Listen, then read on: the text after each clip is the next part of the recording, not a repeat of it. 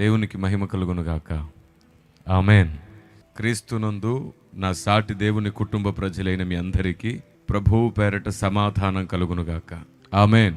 దేవుని పొలంలో నా తోటి వారైన సేవకులందరికీ కూడా ప్రభువు పేరట సమాధానం. దేవుడు మిమ్మల్ని తన పనిలో బలంగా వాడుకొనుగాక.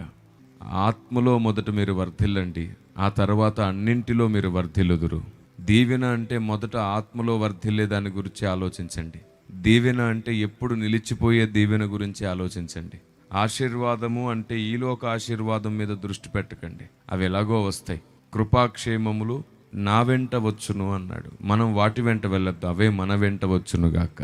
Praise the lord. 42వ కీర్తన 1 నుండి 2 మాటలు మనం ధ్యానం చేస్తే చాలా అద్భుతమైన సంగతి పరిశుద్ధాత్మ దేవుడు నిక్షిప్తపరిచాడు అక్కడ.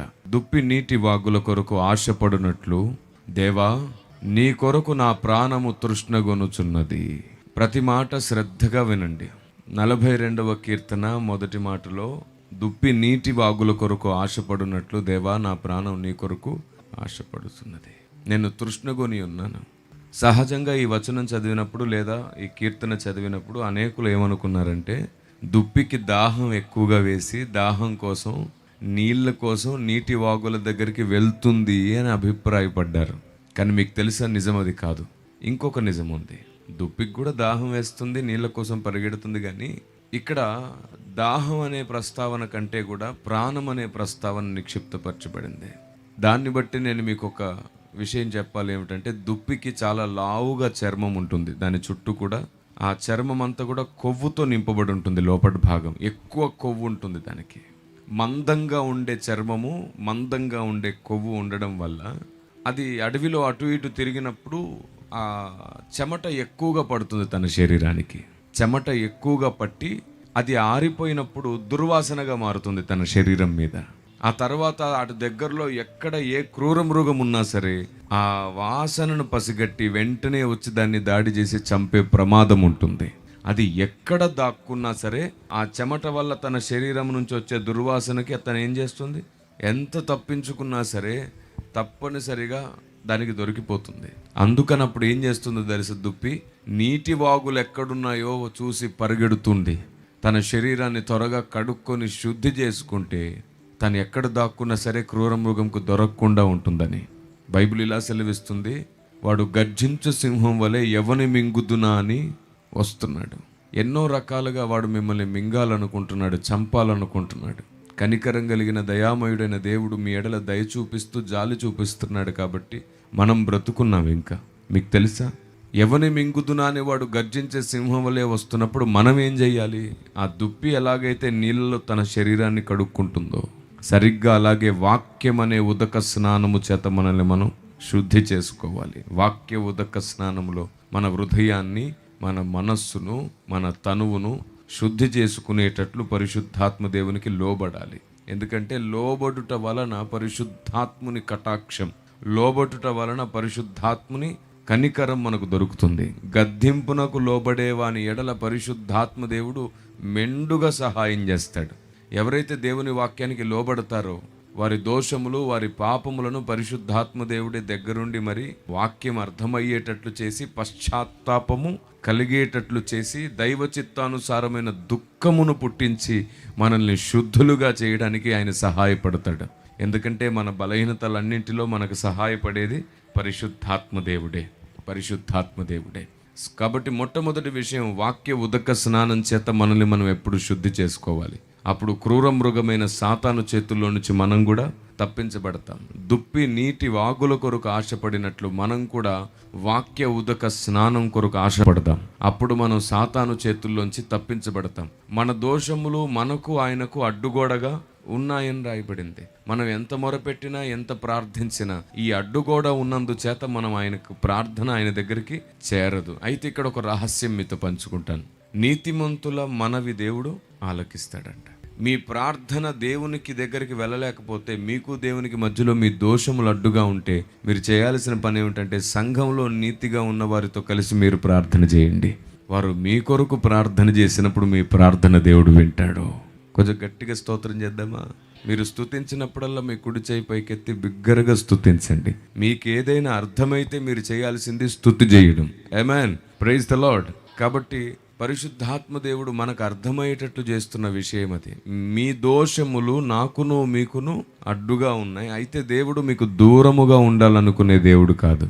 అందుకే ఆయన కొన్ని నియమములను నిర్ణయించి పెట్టాడు. ఇప్పుడు నీతిమంతులతో మీరు సహవాసం చేసి నీతిమంతులతో కలిసి మీరు మోకరించి ప్రార్థన చేశారే అనుకోండి, మీ ప్రార్థన మీ దారిలో వెళ్ళదు, కానీ వారి ద్వారిలో మీ ప్రార్థన దేవునికి వెళ్తుంది. కాబట్టి సహవాసముగా కూడుట మానకండి, కలిసి ప్రార్థించుట మంచిది. చాలా మంది ఉంటుంటారు, చర్చికి వస్తేనే దేవుడు ప్రార్థన వింటాడా లేదంటే వినడా అని. కాదు. మీకు తెలుసా, మనం ఇలా అందరం కలిసి కూడినప్పుడు ఒకరిని బట్టి మరొకరికి దయ కలుగుతుంది, ఒకరిని బట్టి మరొకరికి కృప కలుగుతుంది, ఒకరిని బట్టి ఒకరి మీద దేవుడు దయ చూపించి కనికరం చూపించే అవకాశం ఉంటుంది. ఎందుకంటే చెప్పాను కదా, మన దోషమును బట్టి మన ప్రార్థన దేవుని దగ్గరికి వెళ్ళకపోయినా నీతిమంతుల వలన మన ప్రార్థన దేవుని దగ్గరికి వెళ్తుంది. అంత మాత్రమే కాదు, దీనుల మొర దేవుడు ఆలకిస్తాడు. ఎవరైనా సరే దీనత్వం కలిగి ఉన్నారనుకోండి, వారిని మీరు అర్థం చేసుకోవడమే కాదు, వారిని ఘనపరచండి, వారిని ప్రేమించండి, వారికి సహాయపడండి. అప్పుడు ఆ దీనులు మీ కొరకు ప్రార్థన చేసినప్పుడు మీ మొర దేవుని దగ్గరికి చేరుతుంది. Praise the lord. సాతాను మన ప్రార్థన దేవుడు వినకుండా చేయడానికి మనల్ని పాపభూయిష్టమైన వ్యక్తులుగా మారుస్తున్నాడు. విన్నరా? మన ప్రార్థన దేవుడు వినకుండా చేయాలని వాడు మనల్ని పాపంలో పడగొడుతున్నాడు. మనకు దేవునికి మధ్యలో పెద్ద అడ్డుగోడ ఉండాలని మన స్వభావాన్ని రెచ్చగొడుతున్నాడు, మన ఆలోచన విధానాన్ని పాడు చేస్తున్నాడు, మన స్నేహాన్ని, సహవాసాన్ని, మంచితనాన్ని పాడు చేస్తున్నాడు. ఎంత విచిత్రమో చూడండి. బాగానే ఉన్నాం, బాగానే ఉంటున్నాం, బాగానే కనబడుతున్నాం, కానీ లోన దేవుడు అనుకున్నట్లు ఏదీ బాగోలేదు. హృదయము కేవలం ఎల్లప్పుడూ చెడ్డది అని అంట. కాబట్టి సాతాను కుట్రదారి, వాడు మనకు తెలియకుండానే దేవునికి మనం విరోధంగా నిర్ణయాలు తీసుకునేటట్లు చేస్తాడు. మీకు తెలుసా, పరలోకంలో ఉన్న దేవదూతలు దేవుణ్ణి చూస్తూనే పరలోకంలో ఉంటూనే సాతానుకు తోడయ్యారా లేదా? చాలా మంది సాతానుతో పాటు పడిపోయారా లేదా? అదేమిటి? పరలోకంలో ఉంటూ దేవునికి వ్యతిరేకమయ్యారేమిటి? సాతాను చాలా డేంజర్ గాడు. వాడు మెల్లిమెల్లిగా మీ మనస్సుని న్యాయానికి విరుద్ధంగా మారుస్తాడు, మెల్లిమెల్లిగా నీ మనస్సుని సత్యానికి విరుద్ధంగా మారుస్తాడు, నిన్ను ఈ లోకమంతటి మీద దృష్టి పెట్టేటట్లు చేస్తాడు. యేసు ప్రభువును కూడా అలాగే చేయాలనుకున్నాడు కదా, నీవు నాకు నమస్కరిస్తే నీకు ఈ లోక రాజ్యములన్నీ ఇస్తానన్నాడు. వాడు ఏం చేస్తాడంటే మనల్ని మభ్య పెడతాడు. మీకు జ్ఞాపకం ఉందా? ఏలియా ఈ లోకాన్ని విడిచి వెళ్ళే ఆ కొద్ది రోజుల ముందు శోధించబడ్డాడు. ఏలియా శిష్యుడైన ఎలీషా శోధించబడ్డాడు. ఎలా శోధించబడ్డాడు అంటే, ఆ రోజు ఇంకా ఏలియా అతన్ని ఉండమంటాడు. నేను వెళ్తున్నాను, నువ్వు ఇక్కడ ఉండు అంటే, ఎక్కడ ఉండమన్నా సరే ఎలీషా ఉండలేదు. నువ్వు ఎక్కడికి వెళ్తే నేను అక్కడే ఉంటాను, నీతో పాటే వస్తాను అన్నాడు. అప్పుడు ఇతర ప్రవక్తల శిష్యులు వచ్చి అంటారు, నీ ప్రవక్త వెళ్ళిపోతున్నాడు, నీ యజమాని వెళ్ళిపోతున్నాడు, నీ నాయకుడు వెళ్ళిపోతున్నాడు, నీకేం మిగిలింది, నీకేమిచ్చాడు, అతను వెళ్ళిపోయిన తర్వాత నీ బ్రతుకేమిటి? ఇలా వారిని రెచ్చగొడుతున్నాడు. ఏదో ఒక ప్రత్యామ్నాయముగా ఆలోచన చేసుకో, అతడు వెళ్ళిపోయాడంటే నీ బ్రతుకేమైపోతుంది, కాబట్టి అతనికి తెలియకుండానే ఏదో ఒకటి చేసుకో. ఇలాగే సాతాను రెచ్చగొడితే వారు మంచిగా పరిగెత్తే వాళ్ళు, నమ్మకంగా ఉండేవాళ్ళు కూడా సాతాను ఆలోచనలతో నింపబడి గెహాజిల్లాగా నాయకునికి తెలియకుండా తమకు నచ్చింది చేసేటువంటి శిష్యులు ఎందరో తయారవుతున్నారు. ఈ లైవ్ ద్వారా వింటున్నారా? జాగ్రత్తగా వినండి. ఈ చివరి రోజుల్లో సాతాను ఏదో ఒక కోణంలో మనల్ని దేవునికి దూరం చేయాలనుకుంటున్నాడు. మీకు తెలుసా, ప్రార్థన చేయాలనే మనస్సు లేకపోవడం కూడా పాపమే. భక్తుడైన సమూయేలు ఏమన్నాడు? నేను విజ్ఞాపన చేయనందు చేత ప్రార్థన చేయనందు చేత అది పాపమైందంటాడు. అవును, అనేకుల కొరకు ప్రార్థించే బాధ్యత నీకున్నప్పుడు నువ్వు ప్రార్థించాలి కదా. సేవకుడు అనుకోండి, అతనికి అప్పగించిన బ్రాంచ్ అప్పగిస్తే ఆ బ్రాంచ్లో ఉన్న వారిని జ్ఞాపకం చేసుకొని వాళ్ళ కోసం ప్రార్థన చేయాలి. విశ్వాసం అనుకోండి, తన సహవాసంలో ఉన్న వారిని, తనకు పరిచయంలో ఉన్న వారి కోసం ప్రార్థన చేయాలి. అప్పుడు దేవుడు ఏం చేస్తాడో తెలుసా? మీరు ఇంకొకరి కోసం చేసే ప్రార్థనను బట్టి వారికి విడుదలిచ్చి, వారు విడుదల పొందినందుకు ఆ ఫలం నీ పిల్లలకి ఇస్తాడు. దేవుణ్ణి అడగాలి, ప్రభువా నేను చనిపోకముందే నేను ఎంత నేర్చుకోవాలో అంతా నాకు నేర్పించు ప్రభువా అని అడగాలి. ఆయన ప్రార్థన ఆలకిస్తాడు. మన సుఖభోగముల నిమిత్తం అడిగితే ఏమీ ఇవ్వడు, కానీ ఆయన చిత్తానుసారమైన ప్రార్థనలు అడిగితే మాత్రం అన్నీ ఇచ్చేస్తాడు ఆయన. దేవునికి స్తోత్రం కలుగును గాక. దేవుణ్ణి అడిగేటప్పుడు మన కోసం అడుక్కోవడం మానేసి దేవుని చిత్తం కోసం అడగడం ప్రారంభిస్తే మనకు కావలసింది కూడా వచ్చేస్తుంది. ఆమేన్. మనకు కావలసింది కూడా వచ్చేస్తుంది. సహజంగా మనం ఎప్పుడు మన కోసమే ఏడుస్తుంటాం కదా, ఏ ప్రార్థన చేసినా మన కోసమే చేస్తుంటాం. కాబట్టి ఈరోజు పరిశుద్ధాత్మ దేవుడు మీకు ప్రార్థన ద్వారములు తెరుస్తున్నాడు. మీరు బీదల విషయంలో కూడా ఆలోచించండి. బైబిల్ చెప్తుంది ఆయన బీదల మొర ఆలకిస్తాడంట. బీదల ప్రార్థన ఆయన వింటాడు. ఆయన వారి ప్రార్థనను తృణీకరించాడు. ఇప్పుడు ఎవరైనా మీ సంఘంలో బీద వాళ్ళు ఉన్నారనుకోండి, మీరు నలుగురు ఐదుగురు కలిసి ఆ బీదవాడికి సహాయం చేయొచ్చు. అప్పుడు ఆ బీదవాడు ఏం చేస్తాడు? మీకోసం ప్రార్థన చేస్తాడు. అప్పుడు ఆ ప్రార్థన దేవుడు మీ పక్షాన వింటాడు. ఆమేన్. ఎన్ని మార్గాలు తెరిచిపెట్టాడు చూడండి దేవుడు. సాతాను ఒకవైపు మనల్ని పడేస్తున్నాడని, దేవునికి దూరం చేస్తున్నాడని, సాతాను ఒకవైపు మనల్ని దేవుని చిత్తానికి దూరం చేస్తూ మనం ప్రార్థనే దేవుడు వినకుండా చేస్తున్నప్పుడు దేవుడు కూడా మన ప్రార్థన వినడానికి మన చుట్టూ ఎన్నో మార్గాలు పెట్టాడు. మొదటి మార్గం ఏమిటి? నీతిమంతుల వలన ప్రార్థన. రెండో మార్గం దీనుల వలన ప్రార్థన. మూడో మార్గం బీదల వలన ప్రార్థన. ఈ విధంగా నీ దారులు మూయబడ్డప్పుడు మరొక దారి గుండా నీ ప్రార్థన వెళ్ళేటట్లు దేవుడు నీకు మార్గం తెరిచిపెట్టాడు. సాతాను ఎన్ని మార్గములు మూసినా దేవుడు నీ కోసం మరికొన్ని మార్గములను తెరుస్తున్నాడు. వాడు 100 మార్గములు మూస్తే 101వ మార్గంలో మరలా దేవుడు నీ కొరకు చేయి జాపి పిలుస్తున్నాడు. దేవునికి స్తోత్రం కలుగును గాక. కాబట్టి తెలుసుకోవాలి. మనము దేవుని ఆలోచన విధానాన్ని తెలుసుకుంటేనే విడిపించబడతాం. సత్యము మిమ్మల్ని స్వతంత్రుల్ని చేస్తుంది. ఇలాంటివి ఎన్నో సూత్రాలు ఉన్నాయి. నేను ఒక పుస్తకం రాశాను, దాని పేరు విశ్వన్యాయస్థానం. మీరు ఈ పుస్తకాన్ని కానీ చదివి తెలుసుకోగలిగారంటే మీ ప్రార్థనా గది 100 భగ్గున మండి తీరుతుంది. అలాంటి ఒక అద్భుతమైన పుస్తకం విశ్వన్యాయస్థానం. అంటే పరలోకంలో ఒక న్యాయస్థానం ఉంది అని దీని అర్థం. ఇప్పుడు చెప్పండి, మనం ప్రార్థిస్తే పరలోకంలో బంధించబడుతుంది, విప్పబడుతుందని ఉందా లేదా? మనం నమ్మేమా లేదా? సరే, నేను అడుగుతున్నాను, ఏం బంధించి ఏం విప్పుదాము? ఏం బంధించి ఏం విప్పుదాం? సంఘానికి తెలియదు. అందుకే చెప్తున్నాను, దేవుడు ఏం బంధించి ఏం విప్పుతున్నాడో మనం ఏం బంధించి ఏం విప్పాలో ఈ పుస్తకంలో ఉంది.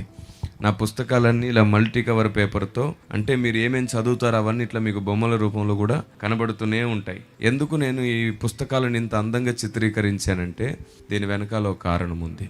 సాతాను మనం దేన్నైనా త్వరగా మర్చిపోవాలని చేస్తుంటాడు. అయితే సైకాలజీ ఏమిటంటే మనం దేన్నైనా చూస్తూ చదివితే ఎక్కువ కాలం గుర్తుంచుకుంటాం. రెండోది, చూస్తూ చదివితే ఎక్కువసేపు చదువుతాం. సాతాను నాటిన విషయానికి నేను విరుగుడు రాశాను ఇది. Praise the lord. కాబట్టి తప్పకుండా ఈ పుస్తకాన్ని మీరు సంపాదించుకోండి. ఇది మీకు అర్థమైతే మీ ప్రార్థన గది నూతన బలం పొందుతుంది. దేవునికి స్తోత్రం కలుగును గాక. నేను 100కు 100% గ్యారంటీ ఇచ్చే పుస్తకం ఇది. ప్రార్థనను గూర్చిన జ్ఞానము నీకు అర్థమైతే నీ ప్రార్థనా గది పోరాటం చేసే భూమిగా మారిపోతుంది. ప్రార్థనతో పోరాడుతావు. నువ్వు ప్రార్థిస్తుంటే పరిశుద్ధాత్ముడు నీకు అనుకూలంగా పనిచేస్తాడు. నువ్వు ప్రార్థిస్తుంటే దేవదూతలు నీకు అనుకూలంగా పనిచేస్తారు. అప్పుడు నువ్వు ప్రార్థిస్తుంటే దేవుని ఆలోచన నీకు అనుకూలంగా పనిచేస్తుంది. దేవుని న్యాయము నీకు అనుకూలంగా పనిచేస్తుంది. ఎందుకంటే నీకు లేఖనం అర్థమయ్యింది. మీకు తెలుసా, వాక్యం ఎవరికి స్పష్టంగా అర్థమవుతుందో వారి పక్షాన పరలోక రాజ్యం పనిచేస్తుంది. ఆమేన్. కాబట్టి తప్పకుండా మీకు ప్రార్థన అంటే ఏమిటో తెలుసు. అయితే ప్రార్థన ఎలాంటి నియమాలతో చేయాలో, ప్రార్థనలో నుండి ఎలా పోరాడి గెలవాలో మీకు ఆ పుస్తకం చిన్న చిన్న విషయాలు నేర్పించడమే కాదు, మనం పరలోకాన్ని వేటిని బంధించి వేటిని విప్పాలో కూడా మీకు నేర్పిస్తుంది ఆ పుస్తకం. Praise the lord. Kiran Paul గారు, మీరే చెప్పొచ్చు కదా పుస్తకం ఎందుకు పరిచయం చేస్తున్నారు? దానికి 2 కారణాలు. ఒకటి, సమయాభావం. కొంచెం సమయంలో అన్ని విషయాలు చెప్పలేం. రెండవ కారణం ఏమిటంటే, మనిషి ఎప్పుడైనా మట్టి మనిషే, ఎప్పటికైనా మట్టిలో కలిసిపోతాడు. కానీ మనిషి మట్టిలో కలిసిన దేవుని ఆలోచన మనిషితో పాటు మట్టిలో కలవకూడదు. మనిషి లేని రోజున కూడా ప్రజలతో దేవుడు మాట్లాడాలి. ఆమేన్. అందుకే ఆలోచన అంతా పుస్తకాల రూపంలో ముద్ర వేశాం. ఉదాహరణకి బైబిల్ రాసిన ప్రవక్తలు ఆనాడు చనిపోయారు కదా. బైబిల్ రాసిన ప్రవక్తలు చనిపోయిన తర్వాత కూడా ఇప్పుడు ఆ మాటలు మనం చదువుతున్నాం. ఎందుకు? ముద్రించబడ్డాయి కాబట్టి. అలాగే దేవుడు వాడుకునే భక్తులు ఈ భూమి మీద నుంచి వెళ్ళిపోయిన తర్వాత కూడా దేవుని ఆలోచన ప్రజలతో మాట్లాడుతూ నడిపిస్తూ ఉండాలి. ఈ ఒక్క కారణంతో వాటిని పుస్తకాల రూపంలో ముద్ర వేశాం. Praise the lord. దేవుని గూర్చి జ్ఞానం మనకు తెలియాలి. దేవుడు అంటే ఏంటో మనకు అర్థం కావాలి. ఇప్పుడు రెండో విషయం చెప్తాను. ఒకటి, వాక్య ఉదక స్నానము వలన మనల్ని మనం శుద్ధి చేసుకొని లేఖనములు అర్థమైనప్పుడు సాతాను కబంధాస్తాల నుంచి విడిపించబడతాం, వాడి ఉచ్చులలో నుండి విడిపించబడతాం, వాడి ప్రతి వ్యూహాన్ని రచించి వాడిని చిదగదొక్కగలుగుతాం. మొదటి విషయం, వాడు మనల్ని నాశనం చేయడానికి ఇంకొక ఆలోచన కూడా మనలో పుట్టించాడు. ఏమిటంటే, నమ్మి బాప్తిస్మము పొందిన వాడు రక్షించబడుననే మాట ఉంది కదా.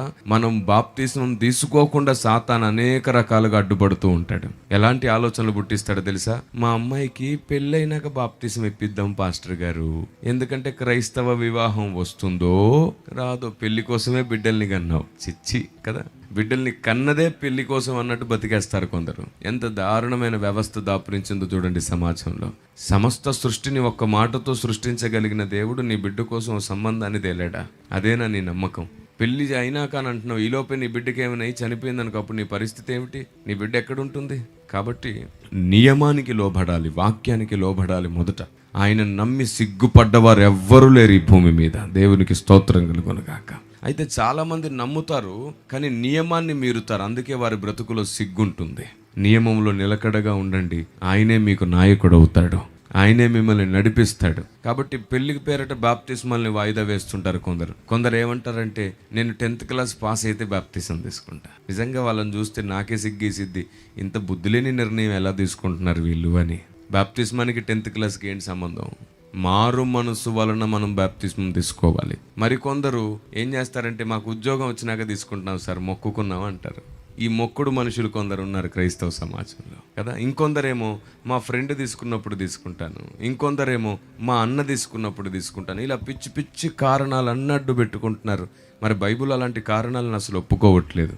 నేను పాపిని అని నీకు స్పృహ కలిగినప్పుడు, నా పాప విమోచకుడు యేసే అని నీకు అర్థమైనప్పుడు, ఆయనే సకల సృష్టికర్త అని తెలిసినప్పుడు, రక్షణ పొందుటకు నేనేమి చెయ్యాలని నువ్వు వెంటనే అడగాలి కదా. మీకు తెలుసా, బైబుల్లో ఇప్పటి వరకు ఒక్కరోజు కూడా ఆలస్యం చేయలేదంట బాప్తిసం తీసుకోవడానికి ఎవరు. వారికి రక్షణ అర్థమైనాక, వారి పాపస్థితి అర్థమైనాక, విడుదల క్రీస్తు వల్లే ఉందని తెలిసిన తర్వాత వెంటనే అడిగారు, అయ్యా మేము రక్షణ పొందుటకు ఏమి చెయ్యవలెను? నపుంసకుడు యెషయా గ్రంథం చదువుతుంటే ఫిలిప్పు వివరించాడు. ఏమైంది? అప్పటికప్పుడే బాప్తిసం తీసుకున్నాడు. చెరసాలాధిపతి ఆ రాత్రికి రాత్రే మనం ఏమంటాం తెలుసా? ఒక 6 నెలలు మందిరానికి వచ్చి బాగా ఉండి ఆ తర్వాత మంచోడు అనిపించుకొని బాప్తిసం తీసుకో. నేనంటాను, మరి 6 నెలలు బాగుండి బాప్తిసం తీసుకున్న తర్వాత చచ్చేదాకా బాగుంటావని గ్యారంటీ ఇస్తావా? ఎన్ని వ్యర్థమైనటువంటి ఆలోచనలు చూడండి. తలతిక్క ఆలోచనలు అనాలి, తెలివి తక్కువ ఆలోచనలు. అరే 6 నెలలు మందిరానికి బాగా రా, 1000 సంవత్సరానికి బాగా రా, అప్పుడు నేను ఇస్తానడానికి మేమెవరు, మీరెవరు? ఆయనే నా రక్షకుడని నేను గుర్తించాను, రక్షణ పొందుటకు నేనేం చెయ్యాలి అని అడిగితే నమ్మి బాప్తిస్మము పొందమనే చెబుతాం. మంచోడైన తర్వాత తీసుకునేది కాదు బాప్తిస్మం. బుద్ధిహీనులారా వినండి అంటాడు పరిశుద్ధాత్ముడు. మంచి వాళ్ళమైనాక తీసుకునేది కాదు బాప్తిస్మం. నేను మంచివాణ్ణి కాదు అని ఒప్పుకొని తీసుకునేది బాప్తిస్మం. నేను మంచివాణ్ణి కాదు, నేను పాపిని, అయ్యో నన్ను క్షమించు ప్రభువా అని అడిగి తీసుకునేది బాప్తిస్మం. మరి మంచి వాళ్ళం ఎలా అవుతాం? సహవాసంలో కలిసి ఉంటే మంచి వాళ్ళం అవుతాం. ప్రతిసారి ప్రార్థనలో కలిసి ఉంటే మంచి వాళ్ళం అవుతాం. సంఘానికి మానకుండా వస్తూ ఉంటే మంచి వాళ్ళం అవుతాం. వాక్యం అర్థమవుతూ ఉంటే మంచి వాళ్ళం అవుతాం. భక్తులతో సహవాసం చేస్తూ ఉంటే మంచి వాళ్ళం అవుతాం. విరిగి నలిగిపోతూ దేవునిలో నిలకడగా ఉంటే మంచి వాళ్ళం అవుతాం. విశ్వాస వీరులమైతే మంచి వాళ్ళం అవుతాం. పరీక్షలు ఎదుర్కొంటే మంచి వాళ్ళం అవుతాం. సాతాన్ని గెలవగలిగేటట్లు పోరాడితే మంచి వాళ్ళం అవుతాం. మంచి వాళ్ళు అయినాక బాప్తిసం తీసుకుంటారంట. ఎంత తెలివి తక్కువ ఆలోచన. ఇదంతా సాతాను నాటిన విత్తనాలే. 6 నెలలు చర్చికి వస్తే నీకు బాప్తిసం, సంవత్సరానికి చర్చికి వస్తే బాప్తిసం, ఈ లోపు వాడు చచ్చిపోతే లెక్కేవాడప్ప చెప్పాలి. కాబట్టి లేఖనం ఒప్పుకొని వ్యర్థమైన పద్ధతులను మందిరంలోనికి, సంఘములలోనికి, సమాజంలోనికి సాతాను తీసుకొని వస్తున్నాడు. అందుకే ఎందరో పెద్ద పెద్ద నాయకులు వాడి మాటకు కూడా లోబడిపోయారు. నిజంగా వినడానికి బాగుంటే చాలు మనం చేసేయాలనుకుంటాం కదా. వినడానికి బాగుంటే చేసేయాలనుకుంటాం. వినడానికి బాగుంటే కాదు, లేఖనానికి సరితూగాలి. దేవునికి స్తోత్రం కలుగునుగాక. లేఖనానికి సరితూగాలి. కాబట్టి మీలో ఎవరైనా సరే, ఏ కారణం చేతైనా సరే మీరు బాప్తిస్మాన్ని వాయిదా వేస్తున్నట్లయితే మీరు ఇంకా దేవునికి శత్రువులుగానే ఉన్నారు. ఎక్కడుందో తెలుసా ఈ మాట బైబిల్లో? రోమా పత్రిక 5వ అధ్యాయం 10వ వచనం చూడండి. రోమా పత్రిక 5వ అధ్యాయం 10వ వచనం. ఏలయనగా మనం శత్రువులమై ఉండగా ఏం చేయాలంటే కుమారుని మరణం ద్వారా సమాధాన పడాలి అని అంటున్నాడు. మానవులందరూ దేవునికి శత్రువులమే. నియమం ప్రకారంగా మన మీద శాపం ఉన్నది, మన స్వభావంలో పాపం ఉన్నది.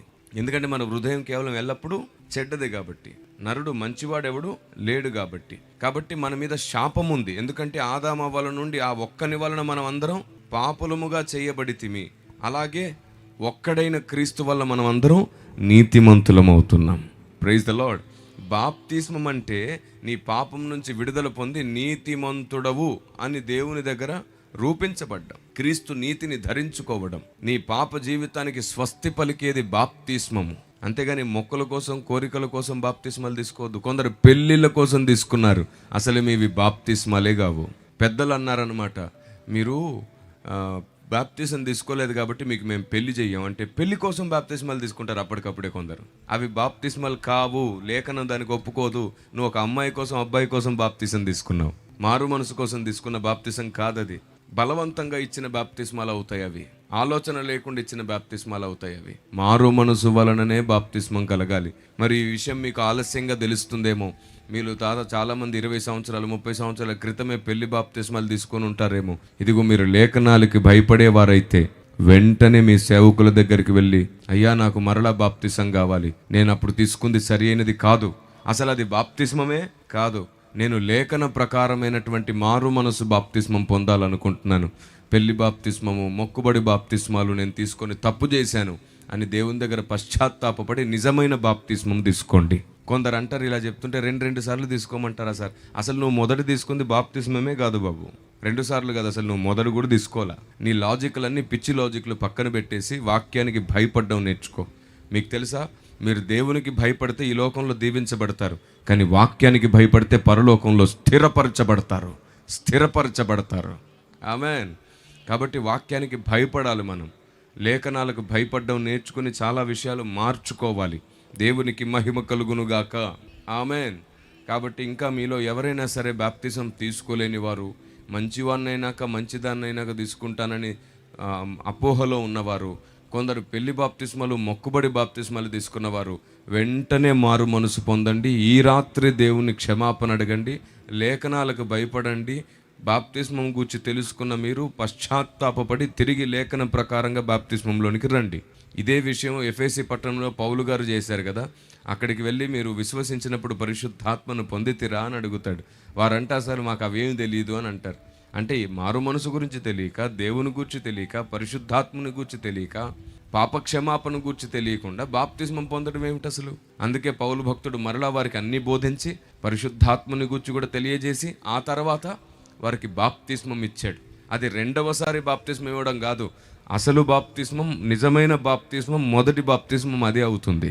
నువ్వు ఏం తెలియకుండా తీసుకున్నది అసలు మొదటిసారి లెక్కలోకి కూడా రాదు. కాబట్టి మనలో చాలామంది ఇంకా బాప్తిస్మం విషయంలో సరిగా లేము. మనం దేవునికి శత్రువులముగానే ఉన్నాం. మీరు చెప్పండి, మీరు దేవుడు అంటే మీకు చాలా ఇష్టం కదా, మీరు ఇప్పటికీ దేవునికి శత్రువులుగా ఉన్నారనే మాట వినడానికి మీకు ఎలా ఉంది? నువ్వు ఇంకా బాప్తిస్మం పొందలేదు కాబట్టి నువ్వు దేవునికి శత్రువే లెక్క ప్రకారం, నియమం ప్రకారం. ఎందుకంటే కుమారుని మరణము ద్వారానే మనం సమాధాన పడగలుగుతాం, వేరే అవకాశం మనకు లేదు. కుమారుని మరణము ద్వారా మాత్రమే తండ్రితో మనకు సమాధానం ఉంటుంది. అప్పటి వరకు మనం శత్రువులమే. కుమారుని మరణము ద్వారా సమాధానం అంటే ఏమిటి?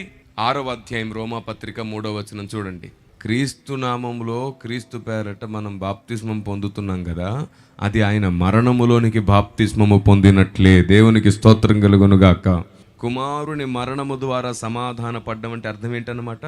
బాప్తిస్మము వలన తండ్రితో సమాధాన పడాలి. ఇంత గొప్ప ఘట్టం ఇది. దేవునితో సమాధానపడి దేవునికి మనకు మధ్యలో ఉన్న విరోధ భావాన్ని తొలగించుకొని ఆయన్ని తండ్రి అని పిలిచి దగ్గర అవ్వడానికి గొప్ప అవకాశం బాప్తిస్మం. ఈ బాప్తిస్మం అంటేనే కొందరు, అమ్మో బాప్తిస్మం తీసుకున్నాక అసలు అబద్ధమే ఆడొద్దంటే కదా సార్, నేను అబద్ధం ఆడడం మానేసి తీసుకుంటా. నీ వల్ల కాదు నాన్న, నువ్వు తలకిందులు తపస్సు చేసినా నీ వల్ల కాదు. నువ్వు చచ్చేలోపు 1,00,000 అబద్ధాలు ఆడతావు. ఒకరిని మోసం చేసే అబద్ధాలు ఆడకు, కానీ కొన్ని న్యాయమైన అబద్ధాలు కూడా ఉంటాయి. ఫర్ ఎగ్జాంపుల్ ఎవరినో ఒక 10 మంది కొడుతూ వస్తుంటే ఆ వ్యక్తి పరిగెత్తుకుంటూ ఆ సందున తప్పించుకొని మీ ఇంటి దాకా వచ్చాడు. సడన్గా మీ ఇంటి లోపలికి వచ్చేసి పక్కనే ఒక పెద్ద బియ్యం సంచి, అవన్నీ 4-5 బియ్యం సంచులు ఒకదాని మీద ఒకటి ఉంటే ఆ చివరికి వెళ్ళి దాక్కొని వాడు బతిమాలుతున్నాడు, అమ్మ దయచేసి ఎవరికి చెప్పకమ్మా, నన్ను చంపాలని 10 మంది వస్తున్నారమ్మా, తప్పించుకొని ఇటు వచ్చానమ్మా, ఎవరైనా ఇటు వస్తే దయచేసి నేను ఇక్కడ ఉన్నానని చెప్పకమ్మా అని చెప్పారు. అప్పుడు నువ్వు ఏం చేస్తావు? నో, నేను అబద్ధం ఆడను, బాప్తిస్మము పొంది తిని, నేను ఆడనంటే ఆడను, ఆకాశం నుంచి కూడా ఊడిపడ్డాను నేను అని వాళ్ళు రాగానే అరే బాబు ఇక్కడే ఉన్నాడని అప్పగిస్తామా? ఏం చేస్తాం అప్పుడు? వాళ్ళు వచ్చి అడిగినాగానే ఏం చేస్తాం? లేదు దయచేసి ఇక్కడ నుంచి వెళ్ళిపోండి అంటాం. ఎందుకంటే ఇక్కడ ఎవరు లేరు అని చెప్తాం. చెప్పమా? లేదు అసలు అట్లాంటి వాడు ఇక్కడ రైలే లేదు అంటాం. లేదంటే ఇటే పరిగెత్తాడండి అని కూడా అంటాం. ఎందుకంటే ఆ ప్రాణాన్ని కాపాడాలి కాబట్టి. ఇప్పుడు చెప్పండి, అది మోసం చేసే అబద్ధమా, న్యాయం చేసే అబద్ధమా? అలాగని చెప్పి నీకు నచ్చిందంతా ఆడేసి న్యాయం అంటే కుదరదు. ఆయన లెక్క రాసుకుంటాడు, జాగ్రత్త. ఆయనకు న్యాయం అనిపించే న్యాయము, లేఖనానికి న్యాయం అనిపించే న్యాయం ఒకటి ఉంటుంది. కొన్నిసార్లు మనం భోజనం చేయకపోయినా సరే చేసేసేమంటాం. ఎందుకు? మొహమాటం కొద్దో లేదా వాళ్ళని ఇబ్బంది పెట్టకుండా ఉండాలనో ఏం చేస్తాం? తినేసానండి నేను అనేస్తాం. అవన్నీ కూడా మోసం చేసే అబద్ధాలా? కాదు కదా. గుర్తుంచుకోండి, బాప్తిస్మం పొంది సహవాసంలో ఉన్న తర్వాత బాగుపడతాం, కానీ బాగుపడ్డాక బాప్తిసం తీసుకున్నానంటే నువ్వు ఎప్పటికీ బాగుపడవు. ముందు పశ్చాత్తాపపడు. ఈరోజు పరిశుద్ధాత్మదేవుడు నిన్ను తప్పించాలనుకుంటున్నాడు క్రూర మృగపు నోటి నుండి. గర్జించు సింహం వలె ఎవని మింగుదునా అని వస్తున్న వాడి నోటి నుండి మిమ్మల్ని మీరు కాపాడుకోండి. ఎప్పుడైతే మీరు బాప్తిసం పొందుతారో మీరు ఆయన పిల్లలు అవుతారు. ఆయన రెక్కల కిందికి వస్తారు. ఆయన నిన్ను కోడి తన పిల్లల్ని కాపాడినట్లు కాపాడుకుంటాడు. దేవునికి మహిమ కలుగును గాక. కాబట్టి ఈ చివరి రోజుల్లో పరిశుద్ధాత్మదేవుడు మనకిస్తున్న ఈ గొప్ప అవకాశాన్ని సద్వినియోగం చేసుకోండి. కాబట్టి దేవుని ప్రజ, ఈరోజు పరిశుద్ధాత్మదేవుడు మీతో మాట్లాడిన సంగతులు మనసులో పెట్టుకోండి. వెంటనే ఒక తీర్మానం తీసుకోండి. ఈరోజు మీ తీర్మానమే ఈ సభ నిర్వహించడంలో పరిశుద్ధాత్మదేవుని విజయం అవుతుంది. ఆమేన్. మీరు సరిగ్గా తీర్మానించుకోండి. మీలో ఎంతమంది ఇంకా బాప్టిజం విషయంలో బలహీనులుగా ఉన్నారో సరి అయిన తీర్మానం తీసుకోండి. రేపు ఉంటావో లేదో గ్యారంటీ లేదు తమ్ముడు. బండి మీద వెళ్తూ సడన్గా జారిపడి తలకేదో తగిలి చచ్చిపోయిన వాళ్ళు ఎందరో ఉన్నారు. ఉన్నట్టుండి జ్వరం వచ్చేసి చనిపోయిన వాళ్ళు ఎందరో ఉన్నారు. ఎప్పుడు ఏమవుతుందో తెలియదు. స్వబుద్ధిని వాడొద్దు, అవకాశాన్ని దుర్వినియోగపరుచుకోవద్దు. దేవుడు నీ చేయి పట్టి నిన్ను నడిపించునుగాక. ఆమేన్. సర్వే జన సుఖినో భవంతు. సమాజ శ్రేయస్సు కొరకు, సమాజ ఆలోచన విధానం మార్పు కొరకు, మా లేటెస్ట్ అప్డేట్స్ అన్నిటిని మీరు పొందుకోవడం కొరకు WCM టీవీ గుడివాడ సబ్స్క్రైబ్ చేసుకోవడం మర్చిపోకండి. లైక్ చేయండి. మీ విలువైన ప్రశ్నలను, ఫీడ్బ్యాక్స్ని అందజేయండి. బెల్ ఐకాన్ని ప్రెస్ చేయడం మర్చిపోకండి.